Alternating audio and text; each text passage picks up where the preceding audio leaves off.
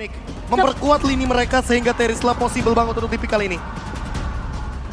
Terizla? Terizla last pick. Explainer match up yang sepadan ketika berhadapan dengan Pakito. Oke. Dan apakah Terizla yang akan diamankan? Wah. Tapi ternyata Uranus memainkan landing jauh untuk Geek Farm Tapi dari Lux sendiri. ini berarti harus ada permainan 4-1 yang cepat dari Geek Farm. Nah itu masalahnya 4-1-nya di game 1 tuh gak berjalan. Itu karena dia. terlalu drag ke arah late game. Game 3 pun tidak berjalan. Betul. Dan ini dia, satu draft terakhir. Uranus dari Look. Apakah akan memenangkan match up melawan sosok dari Boots dengan Pakitonya? Karena jab yang dimiliki dari sosok Boots akan sangat-sangat membuat Uranus kesakitan di early game dengan burst damage yang tinggi. Match point di tangan dari tim Onyx. Onyx di 1 menit yang pertama dan bahkan pressure Wah. ke arah Baloyski. Ini pressure yang benar-benar kejam banget di early game. Boots bahkan berjalan sampai ke Little Wonder untuk mendapatkan remain move. Dan ini yang dilakukan sama Geek Farm di early game tadi. Di game yang ketiga, sekarang malah Onyx yang melakukannya. Ini early game yang bakal lebih cepat seperti dari Onyx. Apalagi dengan penggunaan dari 4 Quantum Charge yang sangat-sangat bold untuk gerakan Onyx lebih valid lagi ke depannya. Oke, dan sekarang rotasi yang cukup agresif tadi dibawakan sama Onyx dibalaskan. Geek Farm tidak mau kehilangan timing dan juga momentumnya. Mereka nggak mau membiarkan Onyx setidaknya bisa untuk menjalankan trio mid strateginya sehingga Geek Farm akan terpressure dan snowballing effect akan terjadi di sisi dari Onyx, Profesor. Dan ini early game yang cukup pasif, tapi tempo di gold lane sekarang lebih agresif dari Geek Farm. Ini yang kita tunggu dari tadi. Bagaimana Baloyski dan juga Marky bekerja sama agar gerakan dari gold lane-nya bisa lebih spesifik. Marky lebih unggul. Itu inti utamanya Cimomo. Ya, dan sekarang masalahnya kita belum melihat memang first blood yang jatuh ke tangan dari kedua belah tim. Cuma memang terlihat Geek Farm dengan adanya potensi Baloyski dengan Rafaela, Holy Healing dan juga Holy Baptism ini bakal jadi kunci untuk tim fight. Tapi Kairi. Oke, Kairi udah tidak punya average world kali ini. Informasi yang sudah didapatkan oleh para pasukan dari Geek Farm. Mereka mencoba untuk melakukan sedikit point damage terhadap seorang Kairi. Tapi ingat ini key boy dengan SOW-nya membuat Kairi bakal lebih kuat di depan sana. Sustainability fight akan bakal dimenangkan oleh Onyx. Tapi kali ini Onyx mereka agak cukup berbahaya kalau tetap memaksa dengan tim fight 2 versus 5 dan ada heavy speed di tangan dari Sultan Nile. Retribution di start point. Holy Baptism di depan sana bersama dengan ada Nether Lab membuat Onyx porak-poranda. Memang sustainability fight dibikin lagi Onyx tapi mereka tidak bisa membalas dengan ada Nether Realm yang di tangan dari Geek Farm. Apakah memang dengan pergerakannya Luke dengan Uranus ini benar-benar mengganggu team fight dan mungkin bisa dibilang durability dari Geek Farm, Profesor KB? Dan itu yang tadi tidak ditemukan jawabannya atas Kairi. Apprecious Wrath yang tidak ready dalam setup menuju ke Turtle membuat Geek Farm jadi lebih nyaman untuk memaksa team fight ini terjadi. Dan sekarang gerakan dari Keyboy yang belum mendapatkan ultimate yang begitu mahal, global area, ini membuat teman-teman dari Onyx susah untuk mendapatkan objektifnya. Tapi Marky tidak ada mana, harusnya lebih berhati-hati. Dan early game lagi dan lagi masih di lead sama Geek Farm. First turtle rate yang begitu tinggi dari Nile muncul kembali di game yang keempat kali ini. Yang membuktikan bahwa The Rising Star memang deserve itu semua. Tapi Kairi tertarik dengan adanya satu burst stampede dari Boy, namun tidak akan terlalu memaksakan posisi di area midnya. Sekarang pergerakannya Onyx, ini mereka harus sudah mulai aware dengan cewek yang ada di area atas. Karena pressure-nya sekarang udah mulai berjalan dari Balo ini. Dia benar-benar fokus untuk nge-babysit ke arah Marky biar cewek ini nggak bisa dapetin farming yang nyaman. Dan Nether Realm dari Aboy yang sekarang perlu diperhatikan karena tidak ada yang bisa membukanya kecuali cewek. Area of effect yang begitu luas. Suns yang sepertinya akan ditargetkan terus-terusan sama Geek Farm yang bakal jadi ancaman juga bagi Onyx. Karena ketika tidak ada Suns artinya Aboy akan sangat free dengan Nether Realm dan juga Ghostbuster-nya. Gold leading dari Nile sekarang sangat-sangat unggul bahkan menuju ke arah 700. Membuat Geek Farm yang tadi mendapatkan point kill ke arah dari Kairi sepertinya perlu repetitif lagi nanti di turtle yang kedua. Dan ini yang harus diperhatikan oleh teman-teman dari Onyx. Gimana cara cover untuk Kairinya? Oke, tapi kita melihat, ngomongin sosok dari Kairi. Dia malah ke garis depan, dia memberikan sedikit pressure di depan sana. Dan bahkan kalau kita bisa lihat, dari Nile-nya yang punya chance besar banget sih untuk dapetin Turtle kali ini. Karena Kairi-nya benar-benar disibukin dari belakang dan bahkan akan coba dipaksa untuk dengan Retribution-nya yang menandakan Turtle yang kedua tetap akan di tangan Nile.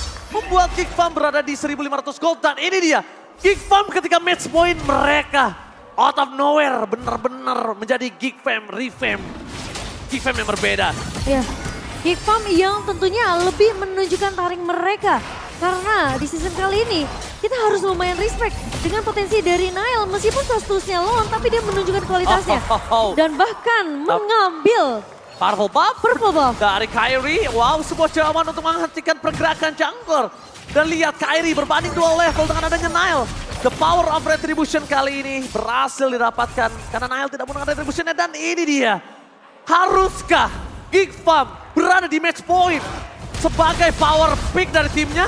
Karena kalau mereka seperti ini berbahaya untuk mereka. Mereka suka bermain di ujung tanduk.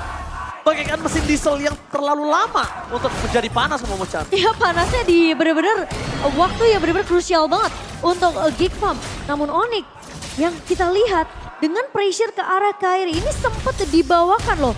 Ketika Geek Farm memang memberikan pressure di arah 4 besar ya waktu itu ya. Iya dan kita sekarang melihat, hal yang sama. Kita melihat hal yang sama lagi dan lagi. Pressure karena gold lane. Cewek yang kehilangan turret outernya. Dan sekarang rotasi dari Geek Farm yang sudah mulai dijalankan karena apa? Karena Marky juga akan hadir di setup Turtle selanjutnya. Lihat, belum ada damage yang cukup untuk menumbangkan Luke. Dan semakin lama game berjalan, Luke akan semakin lebih mengerikan dengan blade armornya. Sehingga heavy crossbow dari cewek udah pasti akan memantul kembali damage-nya kepada dirinya sendiri. Oke, dan memang kalau kita melihat dari Geek Farm sendiri, dengan perbedaan net worth 2.000 di tangan dari Geek Farm, di menit yang ke-6 ini sebenarnya udah lumayan mendominasi. Snowballingnya terus berjalan karena turret objektifnya selalu bisa dipegang sama Geek Farm. Dan Onyx sepertinya mereka bakal main agak sabar sih, Prof. Oke, tapi dengan kesabaran yang mereka miliki, apakah mereka akan kehilangan dari sosok perfect turtle mereka? Tapi Kairi berada di garis depan, akan coba adu Retribution dan bakal Kairi! Kali ini gagal kembali. Nile! Perfect turtle sebagai the turtle mania selama playoff kali ini menunjukkan taringnya. Di balik sana Luke mencoba untuk menahan semua damage yang diberikan oleh seorang cewek. Bahkan membuat cewek kali ini harus kebingungan. Dua teamfight yang terbelah menjadi dua. Yang membuat para pasukan Onyx benar-benar gak bisa ngedeliver damage. Gak bisa mengcover. Gak ada sama sekali power yang bisa didapatkan dari tim Onyx. Semuanya dibungkam oleh Geek Farm. Dan bahkan mereka terlalu berfokus sama Luke tadi, Profesor. Nile out of nowhere hampir aja mendapatkan heavy spin. Untungnya masih cooldown.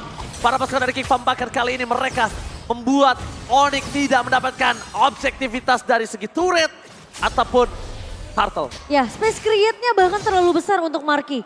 Posisi dari cewek ini benar-benar terlalu berfokus sama garda depannya. Heavy speed didapatkan, tapi nampaknya hanya lewat belakang. Luka bakal coba ditangkap, damage-nya masih belum cukup.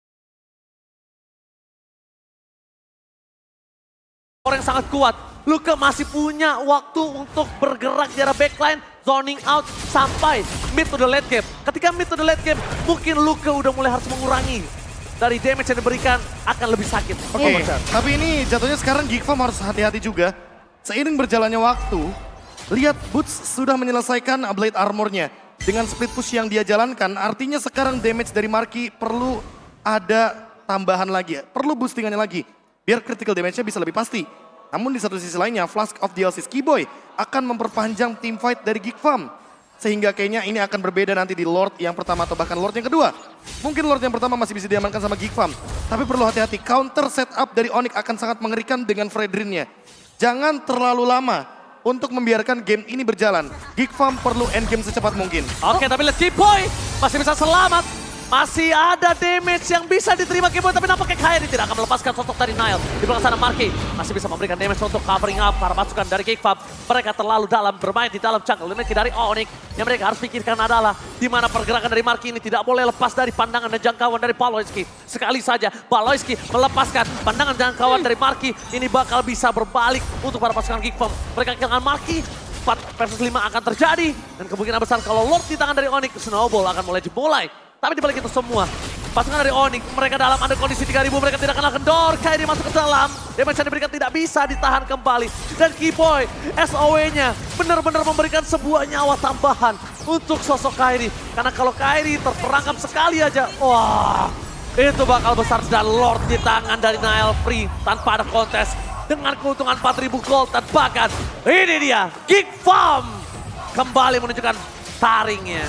Dan Geek Farm memang mereka tahu posisi dari Kairi yang memiliki retribution yang begitu on point ditutup, di zoning semua pemain-pemain dari Onyx.